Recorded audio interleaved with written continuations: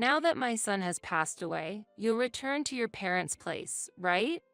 It'd be sad if this house was left empty, so we'll live here. You don't need to worry at all. This happened after my beloved husband suddenly passed away. It was his parents who appeared before me, sunk in sorrow, just after the funeral had ended. Admittedly, the memories I had with my husband in this residence weren't many, but why was I the one who had to leave this place? Without a moment to wipe away my tears, I was coldly told so by my mother-in-law. I am Hannah. I work at a real estate company. I met my husband, Tyler, thanks to the real estate company I work for. He was the brother of a colleague of mine. The brothers were very close to each other, and thus he often showed his face around because their workplaces were close. Working together as clerks, I also became friendly with the colleague who would later become my brother-in-law. It was through this connection that he introduced me to his own brother. They gradually invited me to have lunch together more often, and our time spent together increased.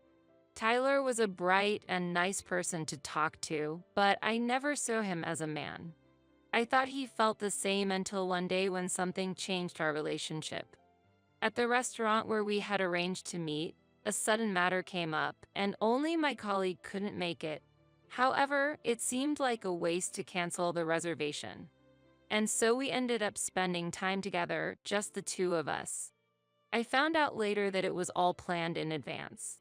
At the request of Tyler, my brother-in-law had intentionally set it up so that the two of us would be alone. With delicious food, our conversation flowed, and we soon found ourselves sharing things about our past and our thoughts, rapidly deepening our intimacy. The more I got to know him, the more I was drawn to his warm smile. That day became a turning point, and our relationship evolved. It didn't take us long to reach marriage. If not for my brother-in-law, this wonderful development might not have happened. I was immensely grateful to him, not only for that but for all that was about to happen in the future. The day to meet my in-laws for the first time arrived. I was full of anxiety, but my in-laws warmly welcomed me. The heartwarming exchanges continued, and my tension gradually eased. I'm really happy you came. I was looking forward to meeting you, Hannah. I have prepared a lot of things for you, hoping that today will be a wonderful day, said my mother-in-law, who was getting things ready. My husband, the eldest son, resembled them a lot, and my in-laws were also very independent and easy to get along with. The time spent at their home was comfortable, and I was filled with gratitude toward them. Even after several friendly interactions, they merely supported our future without putting pressure on marriage or parenting, maintaining an appropriate distance.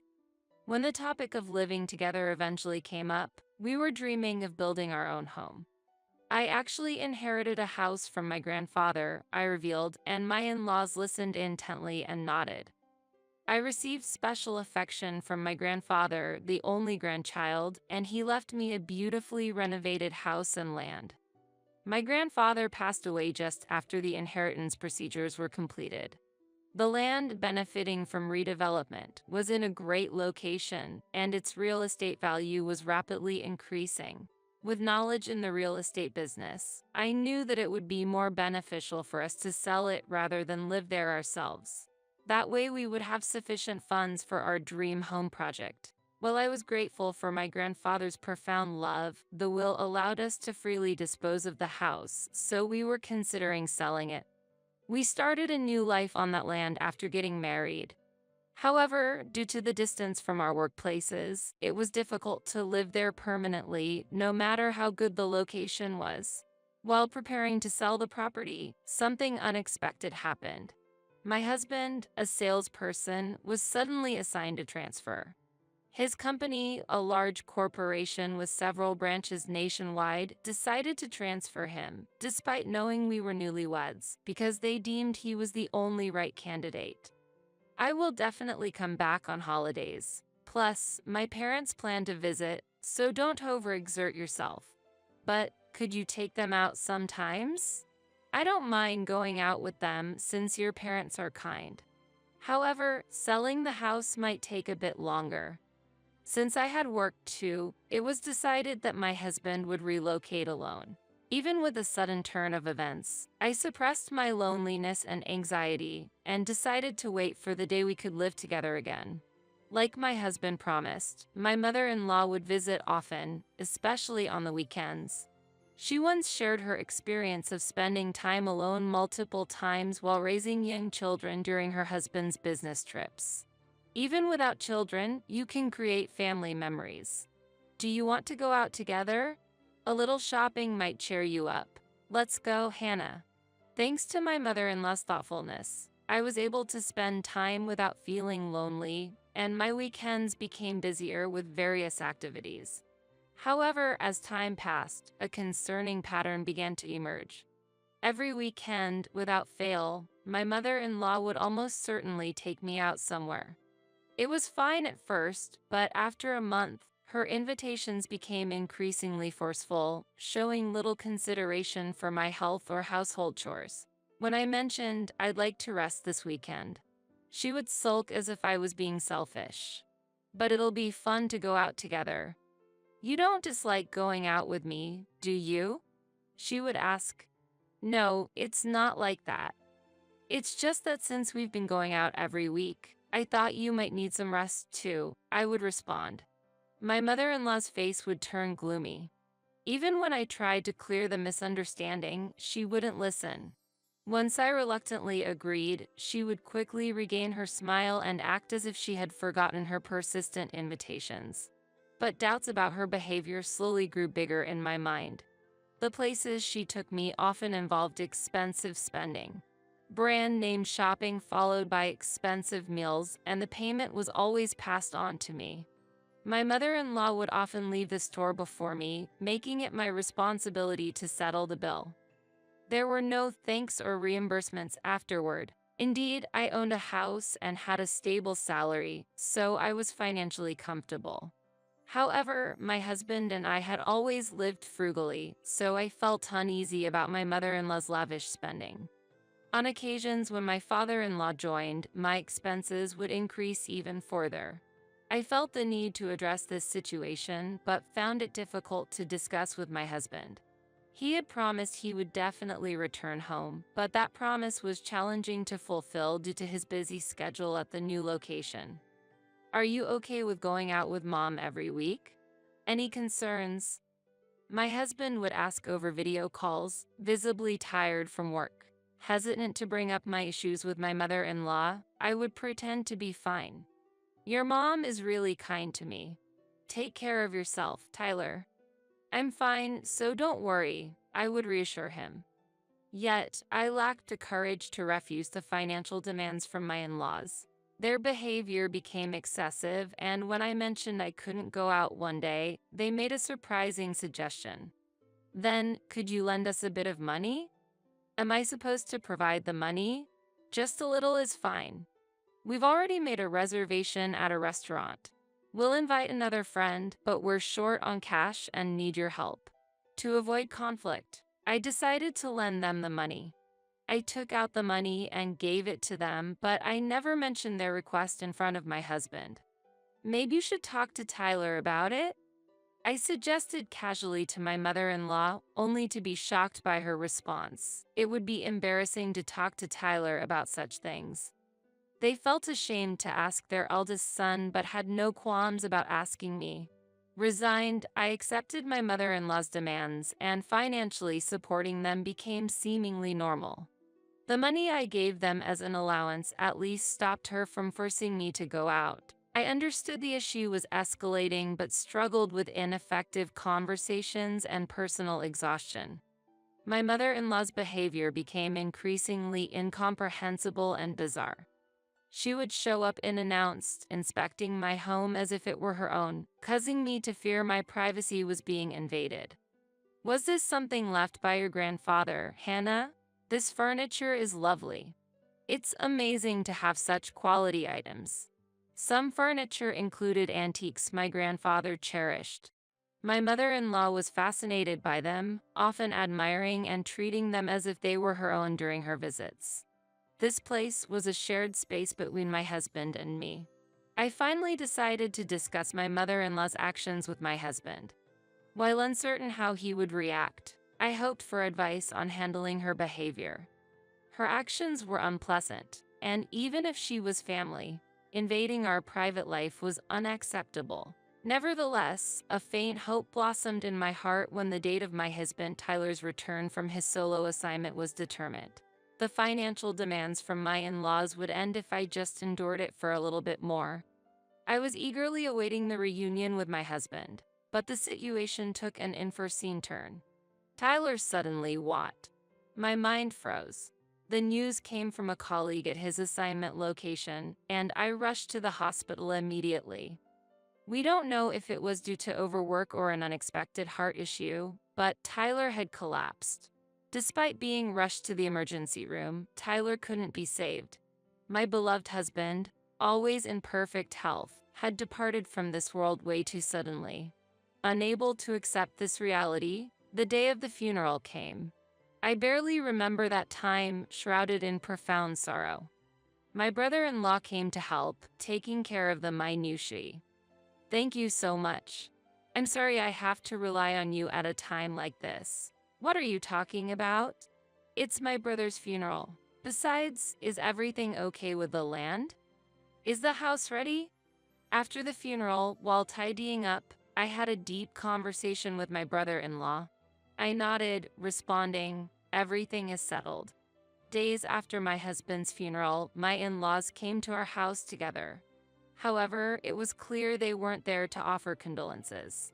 It's truly unfortunate that our son passed away so suddenly, but don't worry, we're here for you. Everything will be all right. My mother-in-law's face curiously bore a smile. More shockingly, she had arranged a truck loaded with furniture and belongings from her home. I was struck silent by the shock and confusion.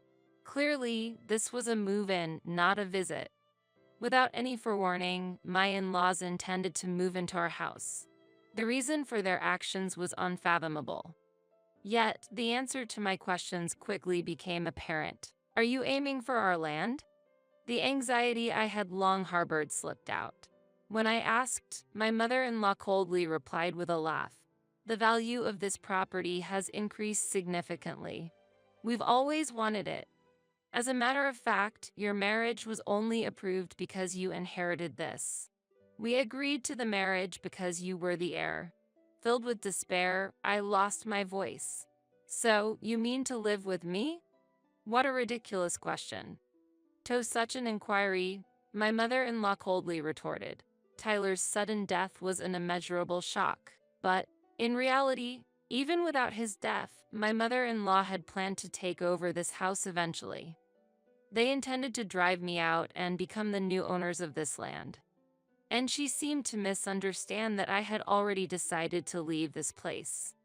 Now that my son has passed away, you'll return to your parents' place, right? It'd be sad if this house was left empty, so we'll live here. You don't need to worry at all. The moment my mother-in-law's expression turned into a sinister smile, anxiety swirled within me. Yet, I mustered the courage to correct her misunderstanding. I've already sold the house. Without mocking my mother-in-law's assumption, I barely managed to explain while suppressing my smile. My mother-in-law stood dumbfounded, uttering, "What?" Just then, a new moving company truck arrived. "Excuse me, we have a delivery for this address." Another moving company had already parked there, causing confusion as the newly arrived workers asked us for clarification. The movers my mother-in-law hired came to us, realizing they couldn't begin their work, and the situation became chaotic. I urged my in-laws to explain the situation, but they were flustered and unable to provide clear answers. Realizing that arguing wouldn't solve anything, I began to regain my composure.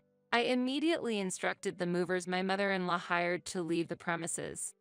This residence has already been purchased by someone else, and the contract is complete. A new family is moving in, so it wouldn't be appropriate to bring in someone else's belongings, right? The movers were visibly shocked by this development, when suddenly a luxury car arrived.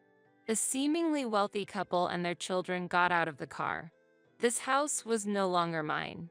The family that emerged from the car was the new owners of the home. My in-laws were bewildered by the situation, struggling to grasp what was happening.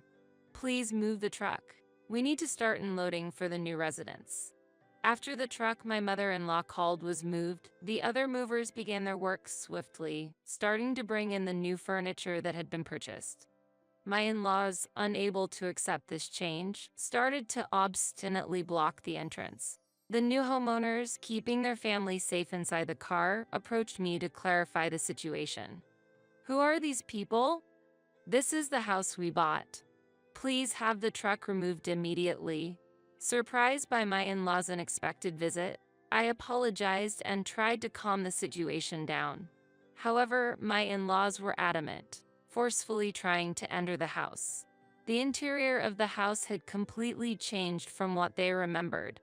All the furniture we used was gone. My mother-in-law was shocked by the scene, becoming agitated and causing a commotion. What is the meaning of this? The house is empty. Even the antique furniture and lights that I cherished are all gone. Explain this. She was furious, unable to comprehend the current situation. The silence was suddenly broken by the new owner's angry shout, "I'll call the police." That outcry acted like a start signal, prompting my father-in-law to hurriedly pull my mother-in-law away and leave the scene quickly. After a short while, my mother-in-law, who had been agitated by the events, gradually regained her composure. Meanwhile, I expressed my apologies to the new residents, feeling a strong sense of responsibility.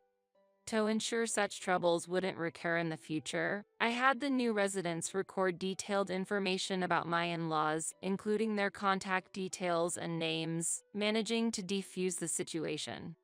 At that moment, I felt a profound sense of exhaustion throughout my body, but it wasn't over yet. I went to my in-laws to explain calmly that our move had already been completed just before my husband had passed away. We planned to sell this house from the beginning, along with the land, so everything is proceeding as scheduled, I told them. This plan had been on hold temporarily due to my husband's transfer, but ultimately everything progressed smoothly. Behind the smooth transition was a crucial factor. My brother-in-law, struggling with the never-ending financial demands from my in-laws and not wanting to burden my husband with worries, my brother-in-law was a savior to me. He had long been troubled by the poor relationship with his parents and had told me to consult him anytime if I had any issues. With that information, my brother-in-law actively intervened in our problems. Following his advice, I concluded that selling the land early was the best strategy to avoid losing the property to my in-laws, even though it was a valuable inheritance from my grandfather. Determined to maintain the peaceful relationship built between my husband and in-laws, I promised my brother-in-law to keep it a secret, ensuring peace within the family. With great courage, I opened up and shared all the events with him. Upon hearing this, my brother-in-law's expression turned to anger, showing his strong resentment towards his parents. My brother-in-law, who worked at the same place as me, was aware of the schemes his parents had been plotting and disclosed the truth to me. He passionately explained that Tyler, his brother, was the most important family member to him in the world, and as Tyler's wife, I was also an invaluable part of his family. My parents are either planning to live in that house themselves or waiting for a convenient opportunity to evict you and Tyler and eventually take over the property, he told me with a serious tone to his voice.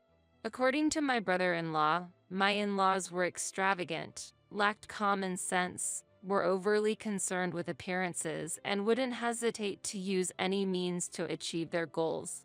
Regarding my mother-in-law, she was notably self-centered, lacking in compassion, and her behavior often disregarded others. While she always acted politely in public, her true nature was selfish, and she couldn't be described as genuinely kind. Learning about the true sides and everyday behavior of my in-laws from my brother-in-law was incredibly shocking for me. They always put on a good front in front of Tyler, the family's eldest son, so my husband was completely unaware of their characteristics or plans. My brother-in-law strongly advised that we quickly put the house on the market and sell it to prevent losing it due to my in-law's scheme. Convinced by his persuasion, we recognized the importance of selling the house and decided to proceed with the sale promptly, even if it meant parting with a valuable property inherited from my beloved grandfather, if it became a barrier for our relationship as a couple. It was a decision made prioritizing family harmony. I strongly wish to avoid leaving a source of discord for the future, especially due to the property's value. This decision was by no means an arbitrary one. My husband and I had discussed this matter extensively while he was still alive, and he fully agreed with it. He understood my predicament of not being able to consult anyone, and upon learning about his parents' actions, he firmly stated that he could never condone their behavior. He told me, "I'm sorry for not realizing this. Hannah, if you're okay with it, let's sell the house before my parents can do anything. I'm really sorry to let go of the precious house inherited from your grandfather. No, if it prevents future problems. I believe my grandfather would support this decision." I responded. My decision was not to prioritize the relationship with my in-laws, but to protect the future me and my husband were supposed to have together. Throughout the selling process, my brother-in-law, who was well-versed in real estate, spared no effort in finding the most suitable buyer. My tasks were to find a new residence and move as soon as possible, ensuring that my in-laws wouldn't notice while maintaining my usual daily life. The house, slightly worn from our use, was almost as good as new, which we considered when setting the price. As a result, an appropriate buyer appeared surprisingly quickly, and the process progressed smoothly. The family that just arrived became the new owners of the house. Our original plan was to eagerly await Tyler's return, but fate forced a change in plans. Tyler was also pleased with the sale of the house, and that was my only consolation. The way the movers moved the furniture in so quickly was like a precision machine in action.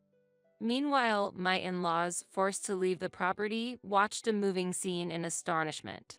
When their hired movers angrily demanded explanations amidst the confusion, my in-laws were at a loss for words. For the movers, it was an incomprehensible situation of overlapping moving tasks, declaring it a contractual violation and confronting my in-laws, who failed to provide a proper explanation.